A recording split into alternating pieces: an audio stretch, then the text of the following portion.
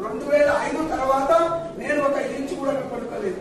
కానీ నాకున్నటువంటి పొలం కావచ్చు, నేను సొంతంగా కొనుక్కున్నటువంటి దాన్ని అమ్ముకున్నాను తప్ప 2005 తర్వాత 2014 తర్వాత రాజకీయాలకు వచ్చిన తర్వాత నేను ఆ పొలాన్ని అమ్ముకున్నాను తప్ప నేను ఇంచు కూడా కొనుక్కోలేదు. మీకు ఒకవేళ అలా అనిపిస్తే ఎవరైనా చెప్తే మీరు చెప్పండి, ప్రూఫ్ తోటి రా. నన్నెందుకు అనవసరంగా బయటకు తీసుకొచ్చేసి మా దగ్గర ఉన్నటువంటి మంచి వాతావరణంలో ఉన్నటువంటి దాన్ని పొల్యూట్ చేస్తున్నారు. అక్కడ ఉన్నటువంటి కొంతమందిని మరి అక్కడ చెప్పేసేసి ఇంకో ఈ పొలం వచ్చింది, ఈ పొలం కింద తీసుకుపోయినారు. నేను ఒకటే చెప్తున్నా మీకు, ఖానాపూర్ లో కానీ ఇంకెక్కడ కానీ మీరు బ్లాకెట్ లో పెట్టి రాపించినటువంటి 7-8 సంవత్సరాల కింద నుంచి అని చెప్పేసి చెప్పిందో నేను ఈచి చాలా కూడా కొనుక్కోలేదు, ఎక్కడ కూడా కొనుక్కోలేదు. అది మీరు ప్రూవ్ చేస్తే మీరు చేయండి, దేనికైనా నేను రెడీగా ఉన్నా. మీరు చేసేటువంటి దాని గురించి, మీ బిజినెస్ ల గురించి, లేకపోతే నేను చేసిన వాటి గురించి నేను మాట్లాడతలేను. నన్ను ఏదైతే మాట్లాడినవో ఆ ఖానాపూర్ ఎమ్మెల్యే అని, నేను కల్లపూర్తి ఎమ్మెల్యేను ఖచ్చితంగా చెప్తున్నా, ఛాలెంజ్ చేసి చెప్తున్నా. ఏదైనా ఉంటే చెప్పు. అయినా కూడా ఏం కొనుక్కోవద్దా? అంత రియల్ ఎస్టేట్ డామ్ అని పడిపోయిందని మాట్లాడుతున్నావు.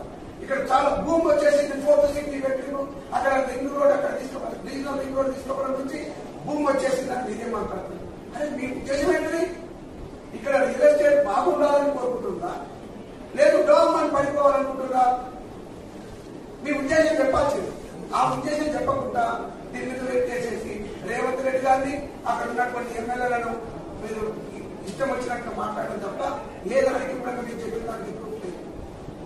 మీరు మాట్లాడడానికి ప్రూఫ్ లేదు.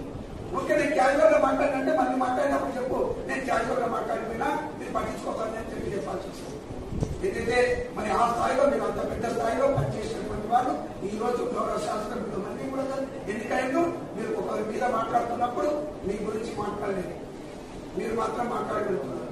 ఎందుకు మాట్లాడినో మీరే గ్రహించాలి. ఒకటి మాత్రం మరొకసారి చెప్తున్నా, మీడియా ద్వారా పబ్లిక్ కావచ్చు, మీ అటువంటి వాళ్ళకి ఎవరైనా మాట్లాడాలని నాకు చెప్తున్నది ఒకటి, నాకు సంబంధం లేదు. ఆ రోజు నేను ఎమ్మెల్సీగా ఉన్నా, కేసీఆర్ గారు నాకు చెప్పి అక్కడి నుంచి తీసుకెళ్లలేదు, అదే ఆనందం నుంచి.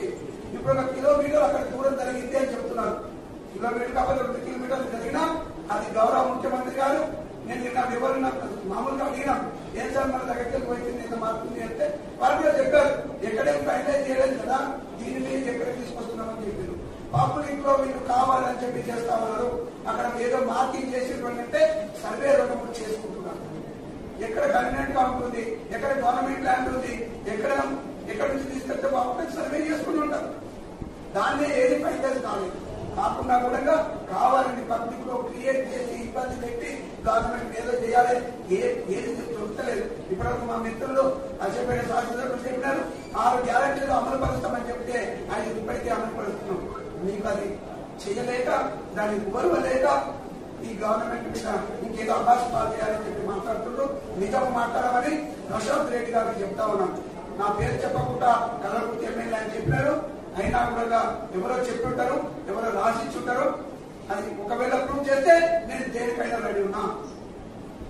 నేను భూమి కొన్నట్టుగా, లేకపోతే నా కుటుంబ సభ్యులైనా, నేనే కాదు నా కుటుంబ సభ్యులు ఎవరికి ఉన్నారు కదా, మా నాన్నగారి ద్వారా వచ్చినటువంటి పొలం ఉంది, దానికి ఏం సంబంధం లేదు, ఇది దూరంగానే పోతుంది ఎక్కడికో.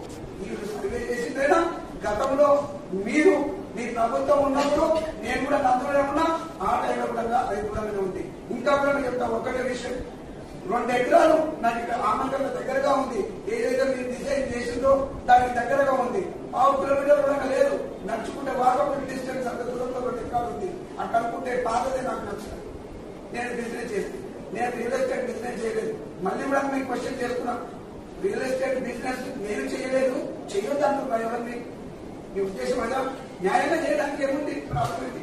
కానీ మీరు నాకు చెప్తున్నారు అన్నట్టు, నాకు ఇబ్బందులు ఉన్నాయి, నువ్వు కూడా రియల్ ఎస్టేట్ చేయాలని చెప్తున్నావు. మీలాగా చేయను, చట్టపరంగా న్యాయంగా ఉంటే నేను కూడా ఈ రోజు వరకు కొట్టుకోలేదు, ఈ రోజు వరకు ఆ బిజినెస్ చేయలేదు.